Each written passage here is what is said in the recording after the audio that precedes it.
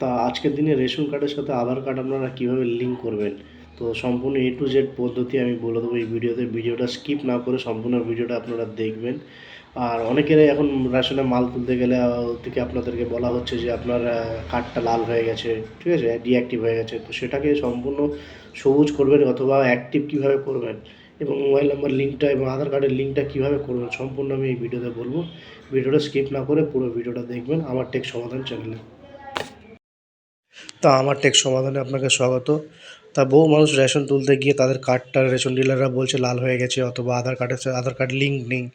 তো তারা কীভাবে রেশন কার্ডের সাথে আধার কার্ড কীভাবে লিঙ্ক করবেন, কার্ডটাকে ডিঅ্যাক্টিভ রয়েছে সেটা কীভাবে অ্যাক্টিভ করবেন সম্পূর্ণ ভিডিওতে বলছি।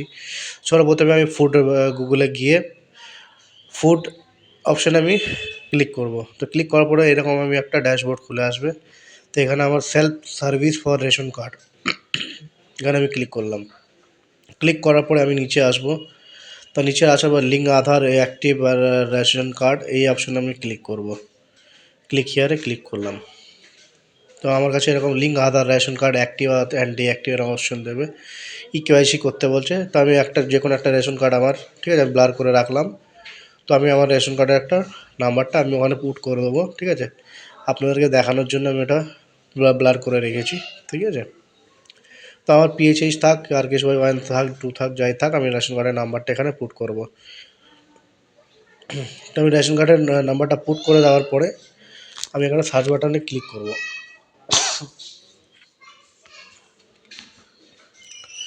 তা ক্লিক করার পরে আমাকে এখানে নাম, ফোন নম্বর সব কিছু দেখিয়ে দেবে, আধার নাম্বার সব কিছু দেখিয়ে দিল। তো এরপরে হচ্ছে আপনাকে আধারের সাথে ফোন নাম্বার অবশ্যই লিঙ্ক থাকা দরকার। আপনি আধার কার্ডের নাম্বারটা বসাবেন, বসার পর চেকবক্সে ক্লিক করবেন, সেন্ড OTPতে ক্লিক করবেন। আপনার অবশ্যই কিন্তু আধার কার্ডের সাথে ফোন নাম্বার লিঙ্ক থাকা দরকার, তাহলেই আপনি কার্ডটা ডিঅ্যাক্টিভ অথবা রেশন কার্ডের সাথে আধার কার্ডটা লিঙ্ক করতে পারবেন। তো আমি এখানে তাই করলাম, ঠিক আছে। আমি আধার কার্ডের নাম্বারটা এখানে পুট করছি। পুট করে তারপর চেকবক্সে ক্লিক করব। চেকবক্সে ক্লিক করার পর সেন্ড OTPতে ক্লিক করব। এবার আমার আধার কার্ডের সাথে যে ফোন নাম্বারটা অ্যাটাচ করা রয়েছে সেই ফোন নাম্বারে OTP যাবে। তো আমি সেন্ড OTPতে ক্লিক করলাম। তো আমার আধারের সাথে যুক্ত ফোন নাম্বারে একটা OTP এলো। তো আমি সেই OTPটা আমি এখানে বসালাম। বসাবার পরে OTPটা 6 ডিজিটের OTP। তো আমি এখানে সাবমিট বাটনে ক্লিক করব। ক্লিক করে দেওয়ার পরে আপনার এখানে ডিটেলস, আধার ডিটেলস সব বেরিয়ে এলো। আপনার নাম যাবতীয় এখানে ভেরিফাই অ্যান্ড সাবমিটে ক্লিক করতে বলবে, ক্লিক করবেন। তা আমি ভেরিফাই সাবমিট এখানে বলে দিই যে Aadhaar has been successfully link, ration কার্ডের সাথে লিঙ্ক হয়ে গেছে, অ্যাক্টিভ হয়ে গেছে, ঠিক আছে। এখানে আবার আপনাকে বলছে লিঙ্ক মোবাইল নাম্বারটা আমি পরের ভিডিওতে আপনাকে দেখিয়ে দিচ্ছি, ক্লিক হিয়ারে করে আপনি করতে পারবেন, ঠিক আছে। তো আপনি যে রেশন কার্ডের সাথে আধার কার্ডটা লিঙ্ক করেছেন সেটা আপনি কী করে বুঝবেন, তো চলুন আমি দেখিয়ে দিচ্ছি। আর মোবাইল নাম্বার লিঙ্ক করতে চাইলে আমার পরের ভিডিওতে আপনারা দেখবেন, সেখানে দেখতে পারবেন যে আপনি রেশন কার্ডের সাথে মোবাইল নাম্বার কীভাবে লিঙ্ক করবেন। তো আমি এবার কীভাবে চেক করব, তো আমি এখানে রেশন কার্ডের ফুড অফিসিয়াল ওয়েবসাইটে আমি চলে গেলাম। চলে যাওয়ার পরে আমি এখানে ক্লিক করব। ক্লিক করার পরে আমি নিচে আসব, স্ক্রল ডাউন করে নিচে আসব। এখানে আমাকে বলছে ভেরিফাই রেশন কার্ড। তো আমি এখানে ভেরিফাই আর রেশন কার্ডে আমি ক্লিক করলাম।